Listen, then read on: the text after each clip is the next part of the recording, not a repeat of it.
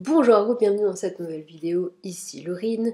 Alors, cette vidéo est particulière, pourquoi? Parce que je vais vous raconter ma vie dans cette vidéo, de la maternelle jusqu'à maintenant, donc c'est pour vous dire que je vais vraiment en profondeur. Elle va être assez longue, pourquoi? Parce que je vais dans le détail. Je vais dans le détail, pourquoi? Parce que c'est dans le détail que parfois il y a les réponses dans notre voix.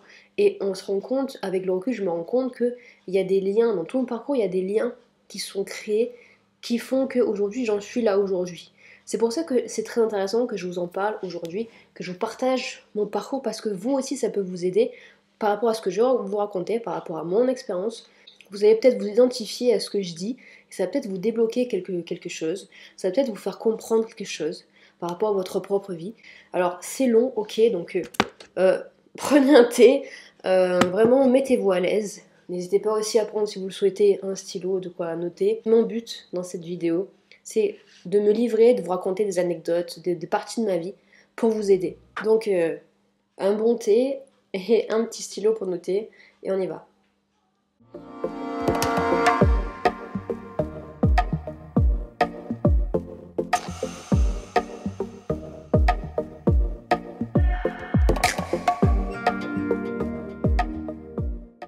Pendant que je vais raconter, il y a des mots-clés qui vont apparaître à l'écran par rapport à ce que je dis, qui sont importants, et ces mots-clés, donc ces choses-là, ces éléments qui vont s'afficher quand je le dis, ça veut dire que ce sont des éléments qui m'ont vraiment, qui aujourd'hui ont un sens, qui ont créé des liens, qui ont fait qu'il y a des liens, qui fait qu'aujourd'hui, ben je fais ce que je fais, je suis ce que je suis, d'accord?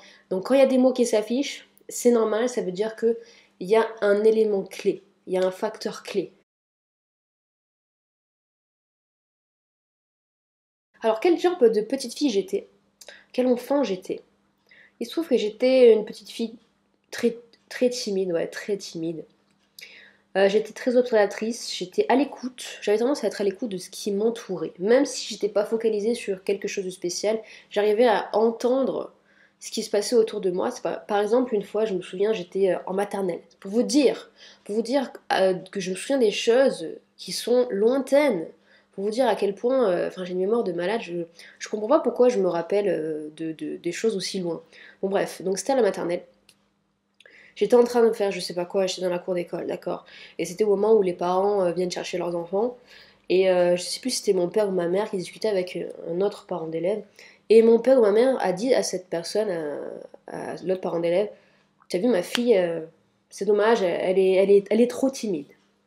Et la personne lui a répondu, ah, t'inquiète pas, ça va s'arranger quand elle va grandir. Donc faites attention à certaines phrases, par exemple, bah, moi le fait que j'ai entendu ça, elle est timide, bah, finalement peut-être que ça m'a collé un petit peu à la peau et j'ai grandi avec. Et le fait que la personne dise, elle a grandi, ça va s'arranger en grandissant, bah, peut-être que du coup je me suis reposée sur ça et du coup ben, j'ai été timide pendant longtemps en pensant que ça allait passer tout seul. Alors qu'en fait une timidité, ça passe pas tout seul, c'est pas vrai. Il faut travailler, faut la surmonter pour qu'elle passe. Bref, donc j'étais donc cette petite fille observatrice, très à l'écoute. J'étais craintive des autres. Je craignais les autres, je craignais les adultes surtout, parce que forcément j'avais pas confiance en moi. Évidemment, j'avais pas confiance en moi. C'est sans doute la raison pour laquelle je faisais ça. Je n'aimais aucun reproche, aucune critique. Voilà, je voulais qu'on me laisse tranquille en fait. Je voulais pas qu'on me dise des trucs qui mettraient mal en point. Également, j'avais de la compassion pour les personnes qui étaient plus faibles entre guillemets, si je peux dire. Faible, pas vraiment faible parce qu'une personne n'est pas vraiment faible, elle peut toujours, on peut toujours évoluer. Je me souviens une fois dans la cour de l'école, c'est à l'école, ben, je sais plus pourquoi, pour quelle raison, j'ai tenu la main à un garçon qui était en situation de handicap. Alors ça se voyait pas, ça se voyait légèrement, mais ça se voyait quand même. Il marchait et tout, pas de problème. Donc je lui ai tenu la main. Et puis je me souviens que d'autres élèves, d'autres enfants s'étaient moqués de moi parce que je faisais ça. Après, comme j'avais un problème avec les autres, j'avais toujours tendance à mettre les autres sur un piédestal, ben, ce que je voulais, ce que je faisais, l'erreur que je faisais souvent, c'était que je mentais à propos de mes goûts. Par exemple, je me souviens à la cantine une fois, il y en a un qui a dit j'aime pas la tomate, mais moi j'ai dit bah, moi aussi j'aime pas la tomate, alors que c'était faux. Alors que j'aime la tomate, et j'ai dit ça tout simplement pour me faire accepter des autres. En fait, je voulais ressembler aux autres, tout simplement. Mais c'est une erreur de faire ça, évidemment, quand on est petit, ben, on le sait pas. Mais c'est pour vous dire à quel point j'étais pas vraiment très bien dans ma peau quand j'étais petite, quand j'étais à l'école. J'avais honte de mon physique également. Je me souviens encore une fois, encore une petite histoire, à l'école, pour vous dire à quel point j'étais pas bien dans ma peau, j'étais pas à l'aise avec mon corps. Il faisait chaud, on était dans la cour de l'école, j'avais une veste. C'était pendant c'était pendant la récréation, j'avais une veste. Puis il commençait à faire chaud. Donc je me suis dit, j'ai chaud, faut que j'enlève la veste. Sauf que je l'ai pas enlevée. Pourquoi je l'ai pas enlevée? Tout simplement parce que je voulais pas qu'on voit mes bras. J'avais honte de mes bras. Je voulais pas qu'on me voit en manches courtes. J'avais honte. J'étais complexée, surtout que j'avais entendu, toujours pendant cette période scolaire, j'avais entendu un enfant dire t'es maigre comme un clou. Forcément, ce sont des choses qui restent, ce sont des choses qui font qu'après tu es complexé, etc. etc. Aujourd'hui, je vous rassure, c'est passé. J'étais terrifiée par le changement. Par exemple, je vais illustrer ce que je viens de dire par la queue de cheval. Alors, c'est quoi la queue de cheval? C'est-à-dire que je me mettais toujours la queue de cheval, comme ça. Queue de cheval basse, comme ça, là. Toujours. J'ai fait ça de la fin de l'école primaire jusqu'à la fin du collège. Comptez le nombre d'années, ça fait quand même énormément d'années à porter la même coiffure, comme ça, la queue de cheval basse. Voilà. Donc, je détestais le changement. Pourquoi à partir du moment où j'avais pris l'habitude de mettre cette queue de cheval, et moi qui avais un problème avec le regard des autres, avec la pensée des autres, j'avais un problème avec ça.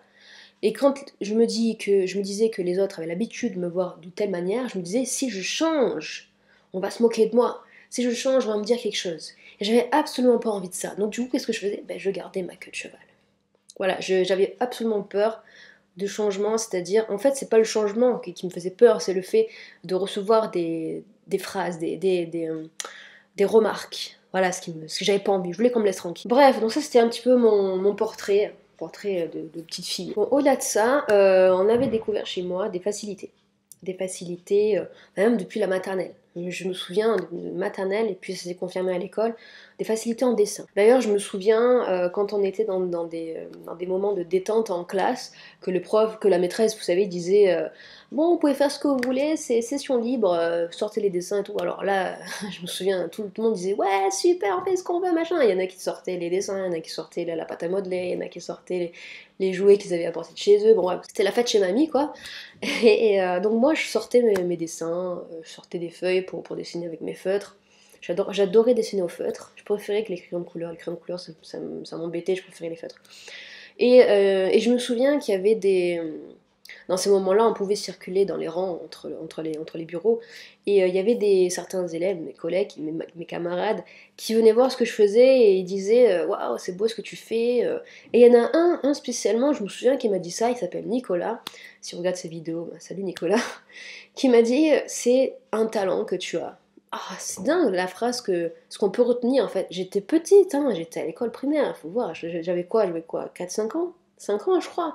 J'avais 5 ans, aujourd'hui, voilà, on est en 2020. Ça s'est passé en 1998. Non, ouais, c'est ça, 90, 99, c'était ça, c'était des années comme ça.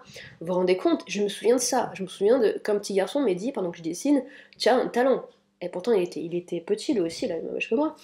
Bref, donc, et du coup, j'avais d'autres enfants qui venaient, qui me demandaient gentiment, est-ce que tu peux me dessiner ça? Est-ce que tu sais faire ça?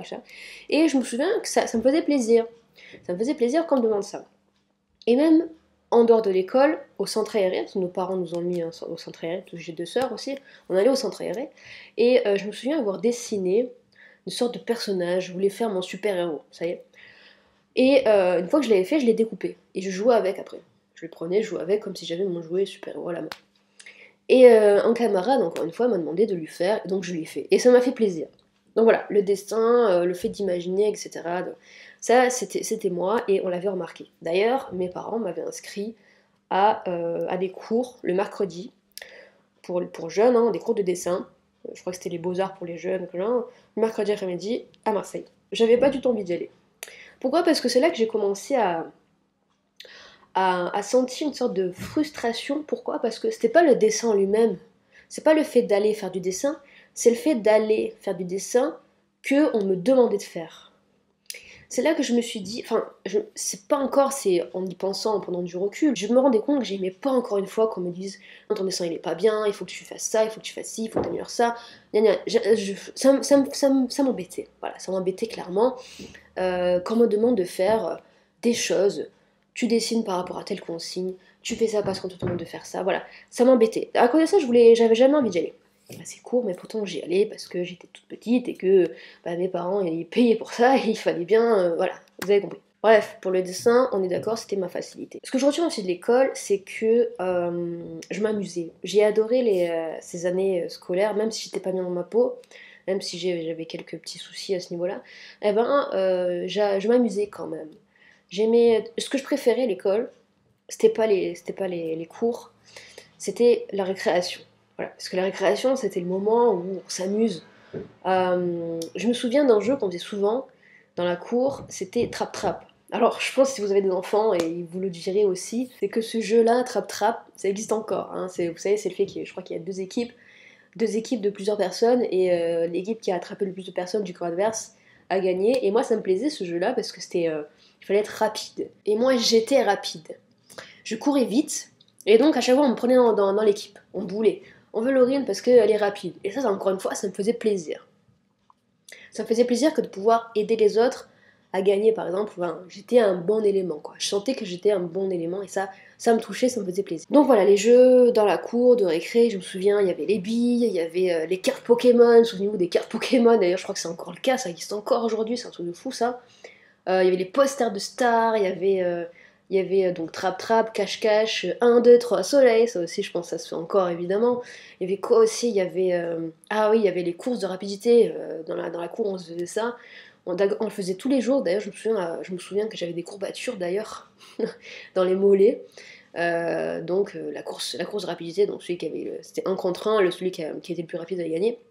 Ça aussi j'adorais parce que j'étais fort, j'étais rapide. J'aimais bien aussi quand il y avait des événements comme les kermesses, parce que voilà, ça ramenait le monde, la convivialité, les enfants, la musique, le stand de plusieurs jeux, le snack, la musique. Voilà, il y avait les parents, voilà, c'était plutôt bien, plutôt sympa. Donc voilà, il y avait déjà les premiers éléments de ma personnalité, de facilité, etc. Ce que j'aimais pas dans la période scolaire. Donc très important, l'enfance, donc au niveau de l'école surtout. Donc après l'école, donc j'ai aimé mes 5 années d'école, j'ai aimé. Ensuite, bon, vient le collège. Donc le collège, ça a été une transition pas très agréable parce que bon, bah, ça change, il y a un changement entre l'école et le collège, c'est pas du tout pareil. Hein. Les relations, les jeux, ça se passe plus comme ça. Hein. Il y a plus de jeux de trap-trap, il y a plus de. Dans la cour de récré, bah, c'était des groupes de jeunes qui parlent entre eux, voilà, qui traînent. Il y avait un groupe là, puis un groupe là, et puis tu les voyais discuter entre eux, voilà. Il n'y avait pas forcément les bonnes mentalités parce que bon, le collège, c'est l'âge bête. Bah ouais, donc voilà pourquoi je n'ai pas aimé le collège. C'est l'âge du changement, la puberté, tout ça, la remise en question. On commence à comprendre qui on est, on commence à se demander qui on est, on commence à se demander qu'est-ce que tu veux. On commence à aussi donner beaucoup plus d'importance au regard de l'autre sur soi. Je pense que il y a beaucoup de souffrances qui peuvent se créer dans l'adolescence. Voilà, moi j'ai détesté clairement l'adolescence. Pas l'adolescence, mais le collège. Voilà. J'ai détesté. D'ailleurs, j'ai beaucoup moins de souvenirs au niveau du collège qu'au niveau de l'école. Ah, va comprendre pourquoi. En tout cas, il y a un truc aussi qui m'a marqué pendant cette période scolaire, bon, c'est certainement l'adolescence qui a fait ça, c'est que j'étais renfermée sur moi-même souvent dans la musique. La musique, c'était quelque chose qui m'apaisait, c'était quelque chose qui pouvait. Je pouvais m'exprimer intérieurement grâce à la musique. Elle me procurait quelque chose. Pour vous dire, à la musique, j'y allais, j'écoutais la musique, j'avais mes écouteurs dans les oreilles, en allant au collège, en rentrant chez moi, j'avais même la musique dans les oreilles, les écouteurs dans les oreilles, au moment de manger avec mes parents. Bon, certes, c'était pas très agréable pour eux, mais j'écoutais même la musique dans mon lit avant de m'endormir. Voilà, j'étais très, très musique. J'étais plutôt quelqu'un de sensible. Quelqu'un de sensible. J'étais pas non plus dans mon coin, hein, d'accord. J'avais des collègues, je dirais pas amis, parce qu'aujourd'hui j'ai retenu personne du collège. Non, vraiment absolument personne. Ensuite, à la fin du collège, il fallait bien s'orienter. Donc, vu que j'étais plutôt à l'aise dans ce qui est matière littéraire, donc art littéraire, et que j'étais beaucoup moins à l'aise dans tout ce qui est mathématiques, sciences, physique, etc. Et du coup, je me suis orientée vers un bac littéraire. Bac littéraire, du coup, je suis allée au lycée Saint-Charles à Marseille. Et donc là, le lycée, ça a été vraiment une étape importante dans ma vie. Le lycée. Il s'est passé plein de choses importantes pour mon évolution. J'ai connu la difficulté, j'ai connu les rencontres, des rencontres très intéressantes qui ont pu bouleverser ma vie. Et quand je suis rentrée au lycée, devinez quoi? Je me suis enfin détaché les cheveux. Waouh. C'était pourquoi j'ai fait ça au moment où le lycée? Bah, tout simplement parce que bah, c'était un nouvel établissement où je connaissais personne et personne me connaissait. Donc bah, forcément que je me suis dit c'est l'occasion ou jamais. Enlève enfin cet élastique là qui t'étouffe les cheveux. Et donc c'est à partir de là que j'ai arrêté de m'attacher les cheveux. J'ai enlevé rapidement l'élastique et pour garder les cheveux lâchés quoi. C'était beaucoup mieux, voilà, il fallait que je me sente bien avec mes cheveux naturels, etc. Donc le lycée, j'ai adoré ces années-là. Déjà le lieu que j'aimais bien, le lieu, l'établissement, je le trouvais beau. Le cadre, l'environnement, je me sentais bien, on se sentait bien dans ce lycée. Les couloirs étaient grands, étaient spacieux. Il y avait la place, il y avait de l'espace. L'établissement en lui-même, l'architecture me plaisait, c'était un bel établissement. La cour aussi, il y avait une cour sud, une cour nord, une cour est, une cour ouest et est, voilà. Il y avait de l'espace, quoi. Et ça me plaisait, l'espace. Ça donnait cette impression de liberté. Il y avait une énorme stade derrière. Il y avait des terrains de basket juste devant le lycée, là, il y avait 4 terrains de basket. 4 terrains de basket, donc à la côté sud de la façade. D'ailleurs, c'était là où on traînait le plus, d'ailleurs, parce qu'il y avait même des tables de ping-pong à l'extérieur. Si on voulait, on pouvait même prendre nos trucs et jouer. Bon bref, franchement, j'aimais bien ce lycée, j'aimais bien. C'est là où j'ai rencontré mes amis, que je côtoie encore aujourd'hui. Vous vous rendez compte, le lycée c'était 2007, 2010. On est en 2020 et je côtoie toujours, donc c'est pour vous dire. Donc ça c'était des rencontres en termes comme collègues, comme camarades de classe. C'est devenu des amis. Mais aussi j'ai fait des rencontres avec un prof notamment. Et aussi avec un autre élève. Mais c'est pas devenu mon ami, j'ai plus de contact, mais je vais vous raconter. Donc la prof d'abord, c'est une femme. Alors, c'est un truc qui m'a marqué chez elle. C'est là que j'ai commencé à. En fait, au lycée que j'ai commencé à me créer un nouvel état d'esprit, en fait. Ça a commencé, du coup, par rapport à cette prof qui était avec ses élèves très dure. Dure, elle était sévère, mais c'était pour le bien des élèves. C'était pour le bien des élèves. Je me souviens en classe, elle interrogeait un élève et il disait je sais pas répondre. Elle a répondu si tu sais le faire, tu sais faire. Parce qu'elle croyait en ses élèves. On sentait que c'était le genre à les pousser. On sentait que c'était le genre de personne, de prof, à vouloir faire évoluer l'élève, à lui faire pour comprendre qu'on pouvait. Le genre à dire ne baisse pas les bras. Ne baisse pas les bras. Au début, je la craignais parce que voilà, elle se montrait dure et sévère et avec des. C'était cadré quoi.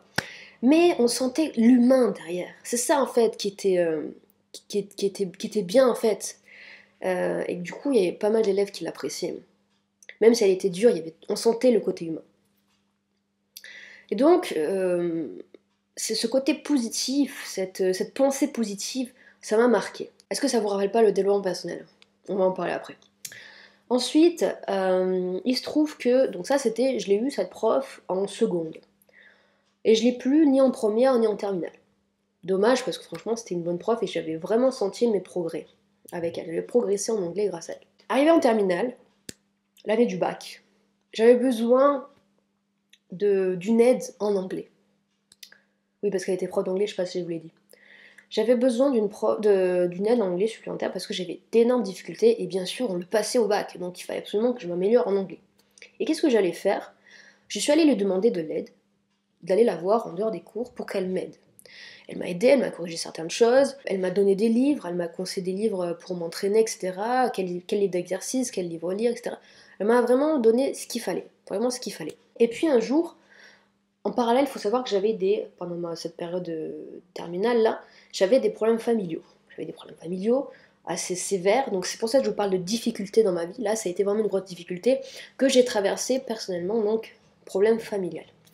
Et une fois quand je la retrouvais, quand j'allais la retrouver pour qu'elle m'aide en anglais, j'étais pas en pleine forme, j'étais un petit peu soucieuse par rapport à ce problème familial justement, et elle l'a remarqué. Elle l'a remarqué et puis finalement elle m'a demandé ce qui allait, ce qui allait pas, et je lui ai dit ce qui m'arrivait, etc.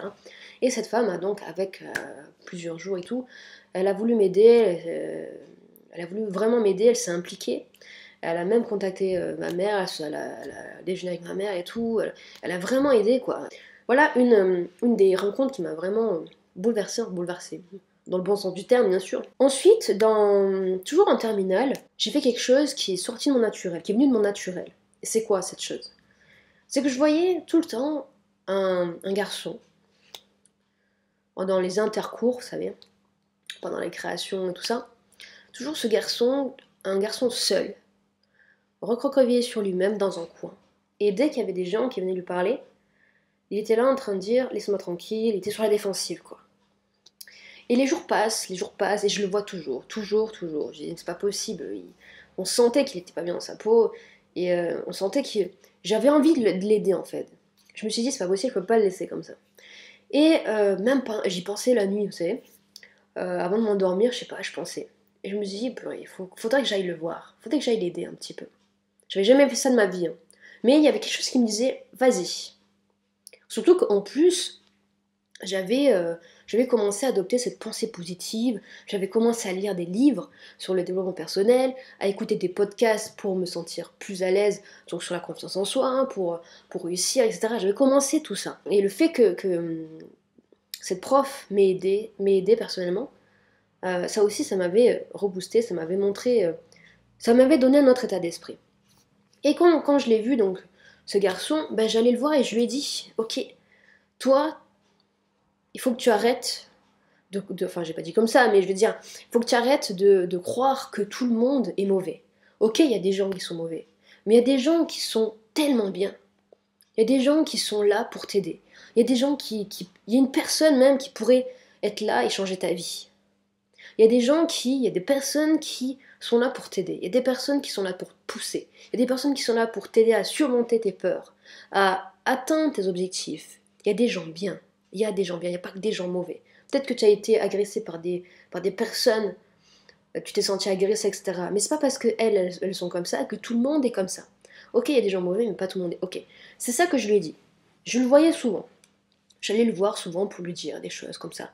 Et je lui racontais aussi mon aventure, mon expérience avec la prof, comme quoi c'était vraiment un exemple pour lui dire il y a des gens bien. Je lui racontais mon problème et tout. Vraiment, je me suis livrée à lui. Du coup, il s'est senti à confiance, je pense. Et je lui ai même donné un podcast de développement personnel. Je lui ai prêté, il l'a écouté et ça l'a bouleversé dans le bon sens. À la fin de l'année scolaire, il y avait un spectacle de danse parce que dans le côté littéraire, il y a la danse, la matière, la danse, et à la fin, ils font un spectacle de danse. Ils représentent un spectacle. Et je l'avais surpris, en train d'assister au spectacle. Et j'étais allée le voir, je disais, c'est bien, tu participes, tu es là, tu es présent avec les gens. Il me dit oui et tout, et il m'avait même avoué à la fin que ça l'intéresserait de faire de la danse.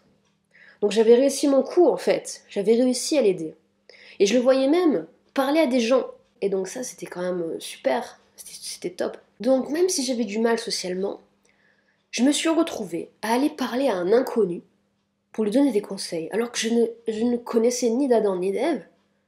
Moi, aller vers les autres, c'était pas du tout mon truc, et pourtant je l'avais fait. Parce qu'il y avait quelque chose qui m'avait poussé à le faire, à l'intérieur de moi. Donc voilà pourquoi je dis que ces années lycée ont été une étape très importante dans ma vie, en termes d'état d'esprit, en termes de découverte. Donc j'avais commencé là vraiment à m'intéresser au développement personnel. À la fin de la terminale, bien sûr, il fallait bien, enfin après le bac que j'ai obtenu avec grosse difficulté. Alors, difficulté, je l'ai eu avec 10,07, je crois, il me semble. Donc vraiment, ça quoi, c'était vraiment limite, mais je l'ai eu quand même. Et grâce à quoi? Grâce à la philosophie. Et vous savez quoi? La philosophie, j'avais des notes vraiment catastrophiques. Mais alors, catastrophiques. Je crois qu'une fois, je me souviens avoir eu un 2/20. catastrophique, je vous dis, en philosophie. Donc le prof, il était un petit peu genre Mr Bean, c'est... Ouais, Mr Bean, voilà. Bon, bref, je me moque de lui, mais c'était un prof, il avait son caractère, mais il avait un bon fond. Bref, prof de philosophie assez particulier, mais bon, moi j'avais de mauvaises notes et tout. J'étais vraiment dans la galère, pourquoi? Parce que j'étais en littéraire, bac littéraire, qui dit bac littéraire en terminale, ben la philosophie, la matière de la philosophie est la matière où le coefficient est le plus gros. Donc ça veut dire que si tu rates tous les autres... ta philosophie et par contre les autres matières, bah, tu pouvais rater ton bac à cause de la philosophie. Donc il fallait absolument pas se rater sur ça. Et c'était vraiment la partie, hein, imaginez avec des 2 et des 3 toute l'année, bah forcément j'étais hyper mal quoi. Mais figurez-vous que je l'ai eu grâce à la philosophie mon bac. Alors comment j'ai fait, puisque j'avais tout le temps des 2 et des 3. Comment j'ai fait? Bah, en fait c'est simple.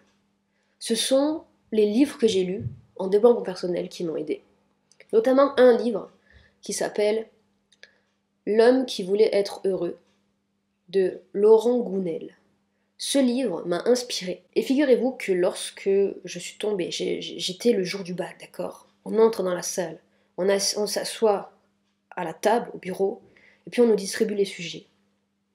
Et là, je vois le sujet. J'étais complètement contente parce qu'il m'avait complètement inspiré ce sujet.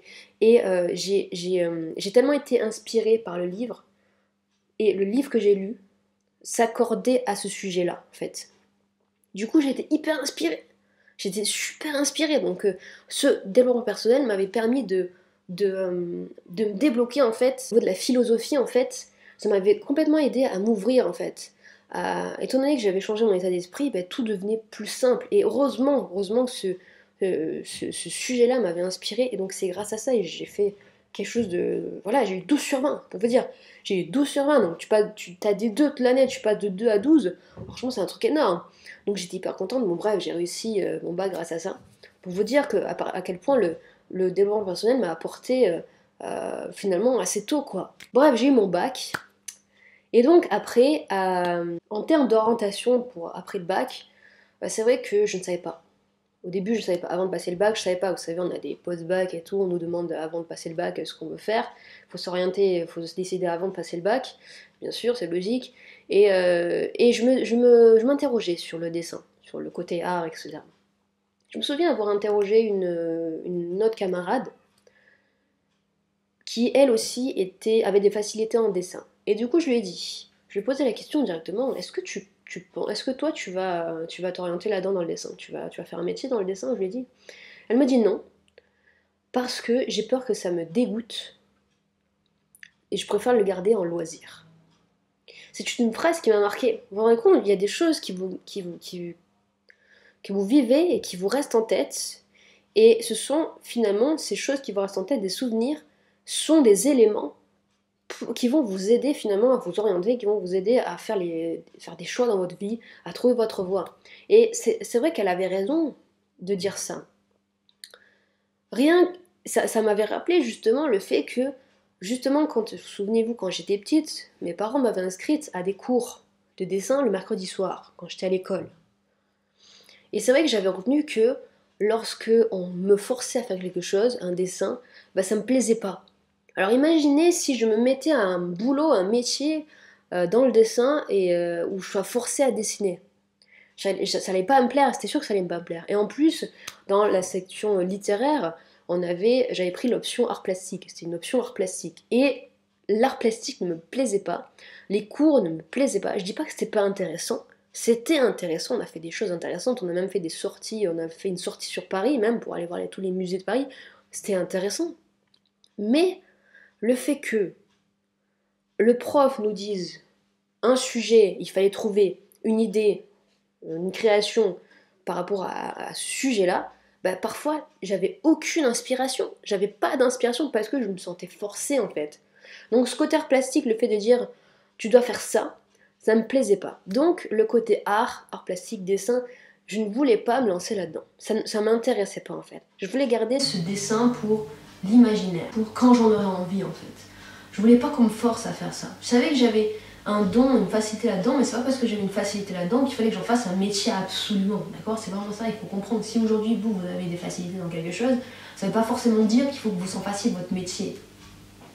Voilà, il faut éviter de se mettre dans des cases dès le départ en fait. Et moi en fait, l'erreur que j'ai fait, c'était que je voulais me mettre dans cette case. Toi c'est le dessin, mais il faut que tu ailles dans le dessin. Alors qu'en fait non, il fallait voir bien plus loin. Bien plus loin. Donc qu'est-ce que j'ai fait du coup après le bac? Je suis allée à la fac. À la fac pour étudier l'anglais. Et il se trouve que du coup, pourquoi? Parce que je voulais être prof d'anglais. Donc déjà il fallait que je vise 5 années, puisque pour être prof il fallait viser aller jusqu'au master minimum. Donc voilà, c'était mon plan. Je voulais être prof d'anglais pour étudier l'anglais. Alors peut-être que vous allez me dire, ouais, c'est parce que tu voulais recopier la prof qui t'a aidé. Inconsciemment peut-être, mais j'avais un réel intérêt pour l'anglais parce que j'étais allée lui demander, parce que je voulais vraiment progresser en anglais. J'étais allée lui demander, c'était pas pour rien. Mais le problème c'est que ça s'est pas bien passé à la fac. Ça s'est pas bien passé, en fait le fonctionnement de la fac ne me convenait pas. La manière d'étudier ne me convenait pas. La manière dont les cours en fait se passaient, ça ne me plaisait pas. Le système ne me convenait pas. Et je me souviens avoir eu cette pensée. J'étais en amphi, d'accord? Il y avait le prof qui faisait son cours là. J'étais là, j'étais en train de le regarder parler. Et puis d'un coup j'ai pensé, mais qu'est-ce que tu fous là? Qu'est-ce que tu fous là? Tu viens de passer plein d'années scolaires là derrière un bureau à écouter un prof. D'ailleurs, j'avais commencé à avoir du mal à avoir des bonnes notes à partir du collège. À partir du collège, mes notes ont chuté. Alors, et là, je m'embarquais encore une fois dans un cursus scolaire pour faire des études. Je me retrouvais encore à écouter quelqu'un qui me fait son cours. Je me suis dit, mais qu'est-ce que tu fous là? T'en as assez de faire ça, là. Il faut que tu fasses autre chose. Il y en a assez d'écouter des gens, leurs cours, des cours qui t'intéressent même pas. Je sentais qu'il y avait quelque chose qu'il faut que je change. J'avais eu mon bac, mais vraiment à la limite. Donc ça voulait dire quoi quelque part? Ça veut dire que la fac c'était pas mon truc, ça veut dire qu'il fallait que je fasse quelque chose, que les cours j'en pouvais plus d'apprendre des cours pour après répondre à des examens. Voilà, je voulais plus faire ça. Et je me suis dit ça. Je me suis dit ça, je me suis dit ok, toi il faut que tu fasses autre chose, il faut que tu passes à l'action, d'accord? J'ai arrêté la fac.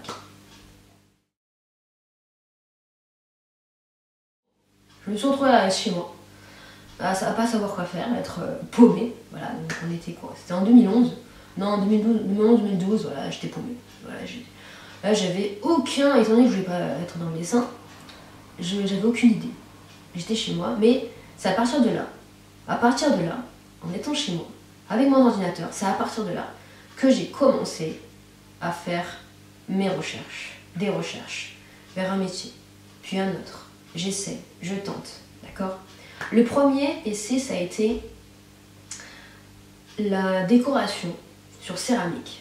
Vous savez, la poterie là, hein, la poterie, on décore la poterie, faire les assiettes, des mugs, tout ça en poterie. J'étais intéressée par ça, pourquoi? Parce que je me suis dit, si tu n'aimes pas faire le dessin, comme quand tu étais petite, enfin, que tu veux pas, je veux dire,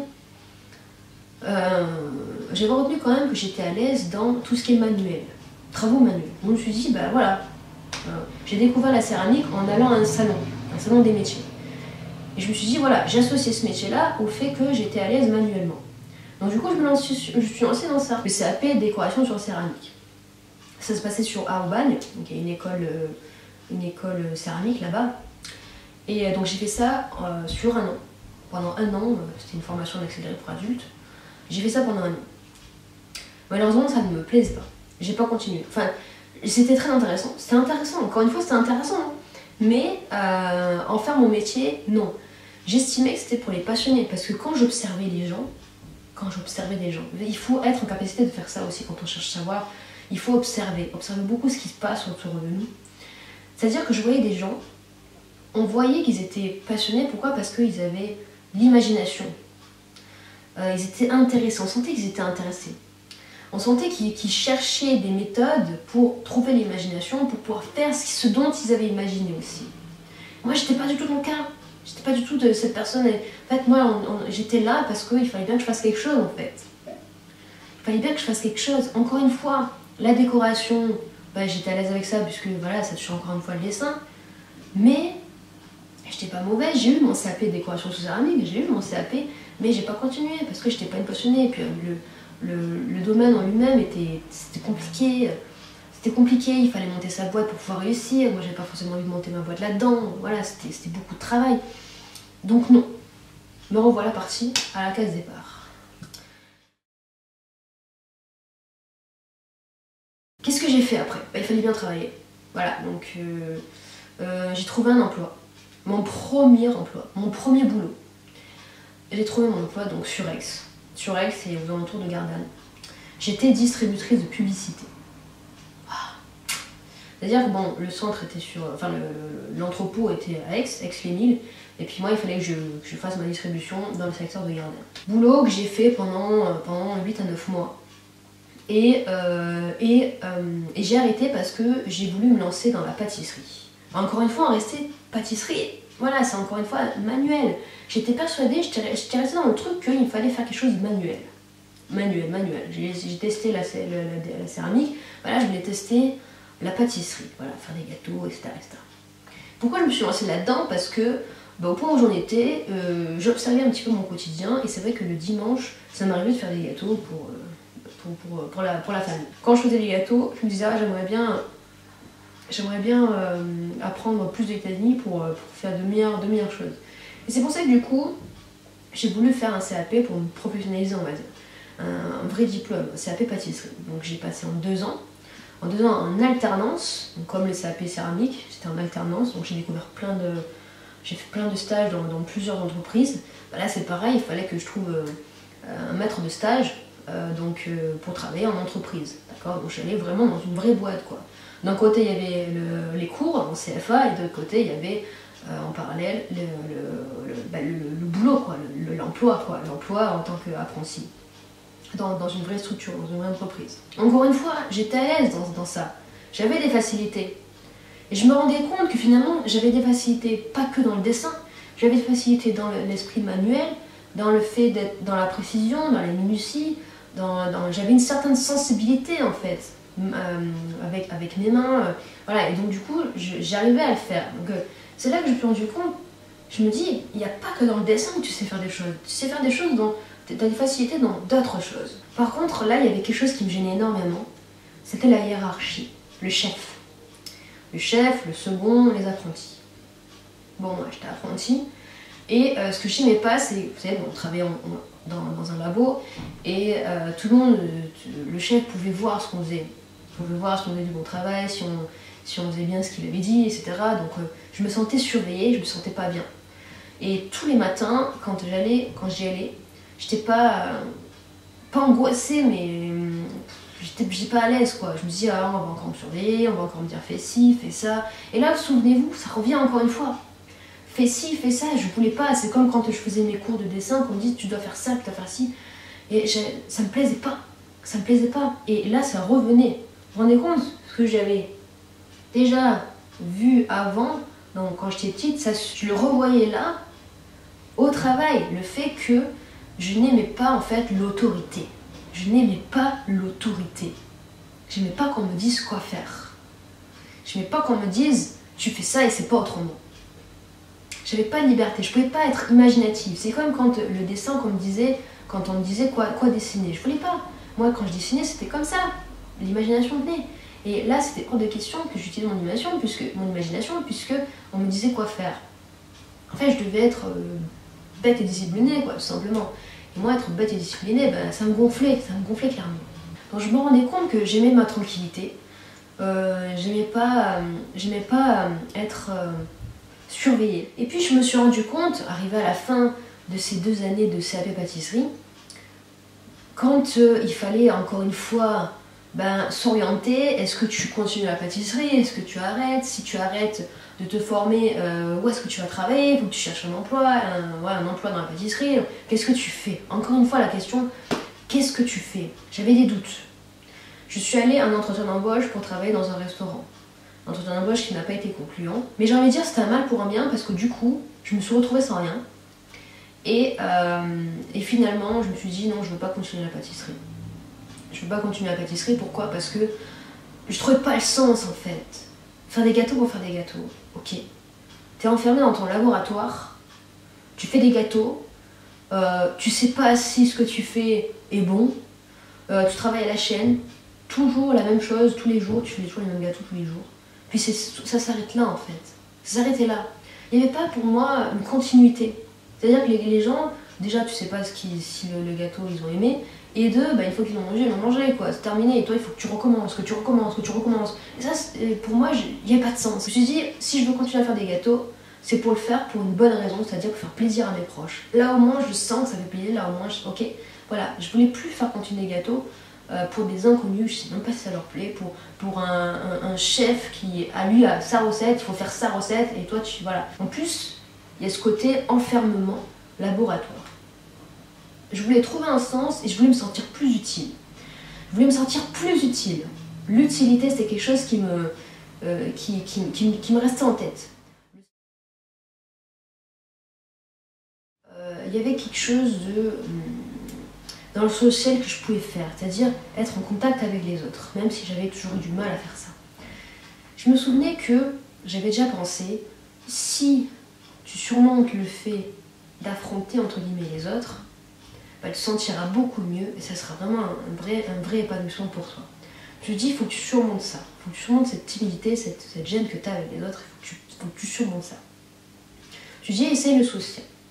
Qu'est-ce que j'ai fait? J'ai fait un service civique.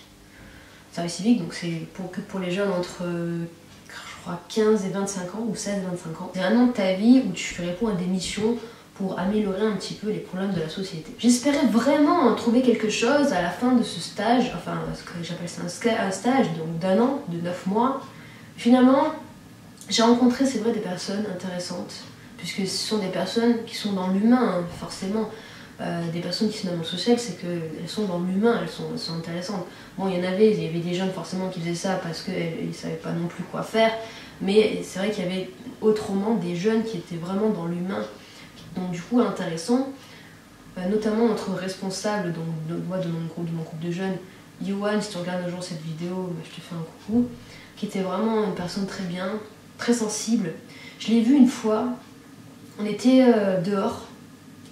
On était en sortie, on va dire, sur Aix. On était sur le centre d'Aix, au niveau des allées provençales. Et on était en groupe, on était dehors, et puis d'un coup, il y a des passants qui passent. Une mère et son fils. Sa mère, on sentait qu'elle était au bord de l'épuisement. Elle était fatiguée, elle perdu patience. Et son gamin qui pleurait, il était en pleine crise. Et puis, en pleine rue, il s'est arrêté, et la mère a voulu continuer de marcher. Et Yohan, qu'est-ce qu'il a fait? Il est allé voir ce garçon, il lui a parlé. Il lui a parlé calmement, il s'est calmé. Il a arrêté de pleurer. Et puis finalement, il a rejoint sa mère. Je sais pas ce qu'il a pu lui dire, mais en tout cas, c'était pour vous dire que parfois, dans certaines structures, dans certaines activités que l'on fait, il y a des personnes bien qui sont sensibles, qui vraiment peuvent apporter beaucoup, quoi. Et c'est ce genre de personnes qu'il faut s'inspirer. Et je l'ai regardé faire et je trouvais ça super, quoi. Je me suis dit, je sais pas si je serais capable de faire ça, mais en tout cas, c'était fort, quoi. À part ce type de rencontres, c'est vrai que ça m'a pas aidé à trouver quelque chose. Il y a vraiment un truc que je me suis dit, c'est que t'as essayé le social, mais le problème c'est que le social, c'est pas quelque chose que tu dois faire à 100%. C'est-à-dire que je dois mettre pour trouver ta voie, il fallait que je mette en fait l'artistique, le côté manuel ou pas, en tout cas le côté créatif et le côté social. Je savais déjà j'avais compris déjà qu'il fallait que je mette les deux ensemble. Il fallait pas que j'avais découvert que le dessin par exemple. C'était pas possible. Donc en fait, me mettre dans qu'une case, ça marchait pas en fait. Soit que le dessin, l'art ou que le social, ça pouvait pas marcher avec moi.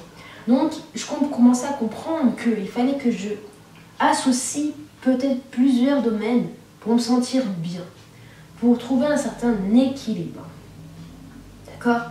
Cette histoire d'équilibre. Et ça, comment j'ai réussi à le faire? J'ai réussi à le comprendre. Pourquoi?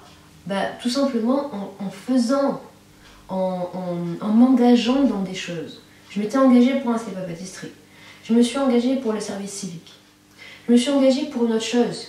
C'est-à-dire que, souvenez-vous, l'environnement, j'en ai parlé, c'était important pour moi. Il fallait que je me sente bien là où je travaille. Et il y a un truc dont je rêvais faire, c'était pourquoi ce serait un truc énorme, je me suis dit déjà, ce serait un truc super si je pouvais trouver un travail où je travaille de chez moi. Du coup, le cadre, ce serait top. T'es chez toi, tu as ton aise, t'as pas d'heure, tu travailles quand tu veux, etc. Je me suis dit, ok, il faudrait que je trouve quelque chose. Donc je commençais, encore une fois, je faisais mes recherches. Entre-temps, j'avais repris contact avec une amie de lycée qui, elle, avait l'air d'être épanouie dans ce qu'elle faisait. Donc elle était justement dans ce travail-là de travail à domicile. En fait, elle vendait des produits cosmétiques, bien-être, tout ça, soin de la peau et tout ça, via Internet. Elle était indépendante, elle s'organisait comme elle voulait, etc. Donc je l'ai contactée avec une autre amie d'ailleurs, pour qu'elle nous en dise plus. Du coup, elle nous a parrainés et on s'est mis dans l'aventure. Du coup, je me suis mis à me lancer là-dedans, dans la vente de produits de beauté, de bien-être sur Internet. Bon, finalement, ça n'a pas marché. Ça n'a pas marché la façon dont c'était fait, dont il fallait s'organiser, etc. Donc c'était via Facebook.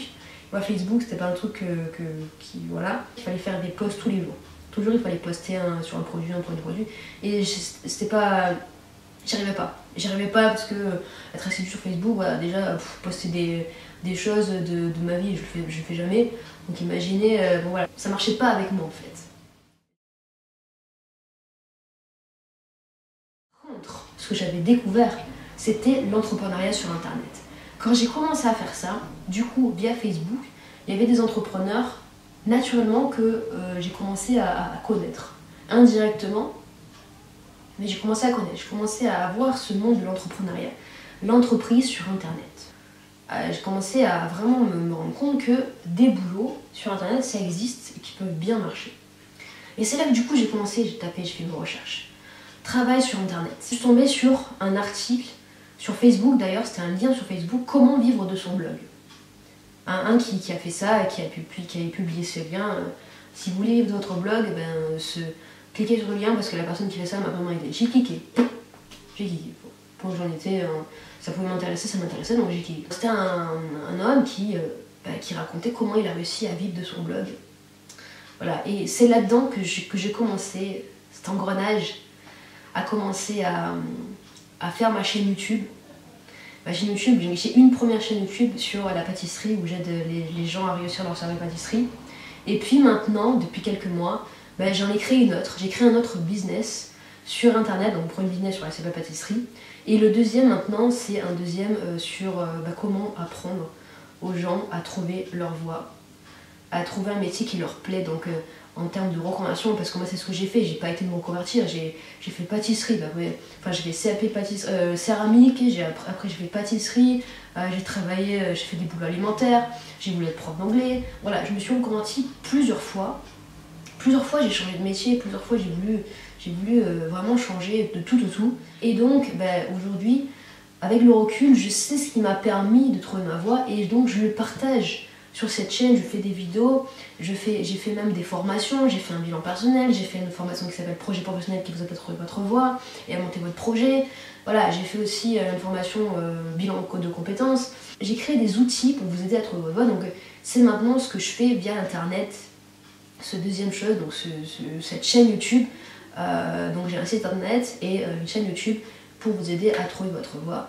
Voilà, à vous reconvertir, à trouver le métier qu'il vous faut, quoi, à être épanoui professionnellement et aussi personnellement, parce que je pense que le personnel et le professionnel doivent marcher ensemble, d'accord, pour vraiment se sentir bien, pour vraiment être heureux. Donc, avec tout ça, j'avais trouvé ma solution. Vous voyez, de fil en aiguille, ça s'est passé.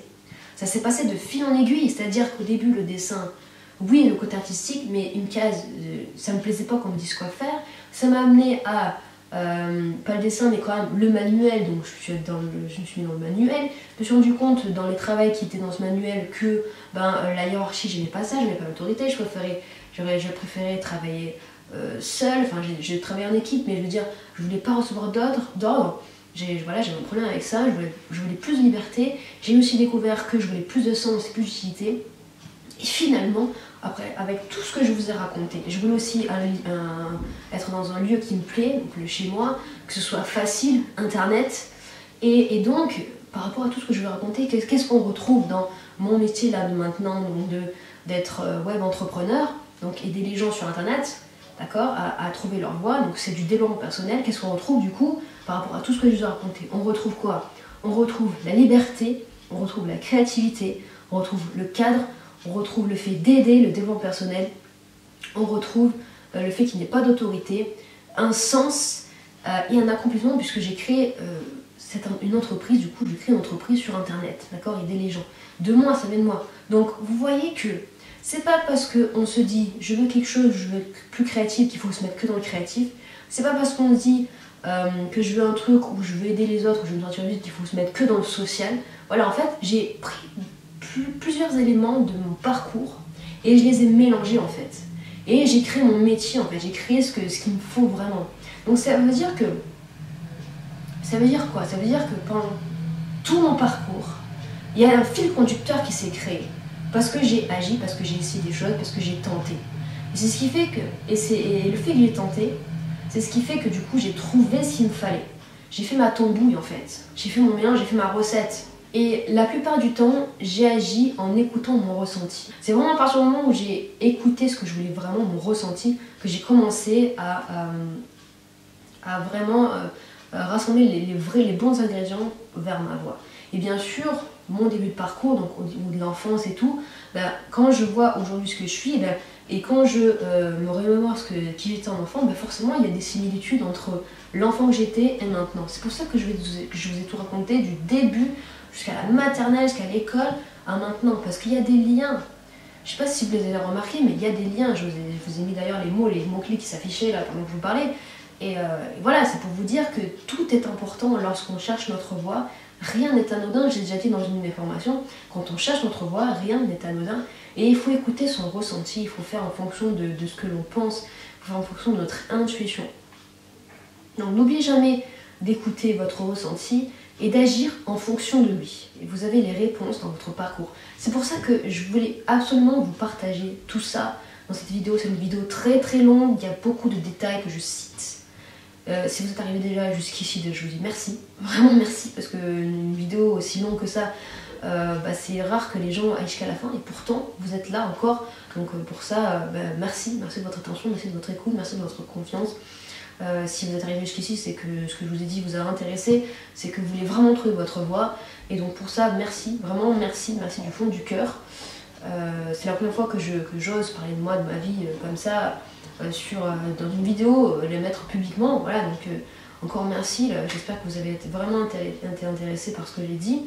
J'espère que ça ne vous a pas trop ennuyé, j'espère que vous avez vraiment été captivé du début à la fin. Mais voilà, je pense qu'il faut que vous fassiez pareil, c'est-à-dire que vous prenez tout votre parcours du début, et puis que vous le racontiez, même que vous l'écriviez, et peut-être que vous allez essayer de voir, de créer, de voir s'il y a des liens entre votre enfance, votre adolescence, ou vos expériences, vos travails, ce que vous avez vécu au travail, avec les rencontres que vous avez faites, ce que vous avez appris, est-ce que vous avez un domaine, est-ce que vous avez un nouvel état d'esprit que vous avez appris. Voilà, tout ça font que ça crée des liens vers notre voie.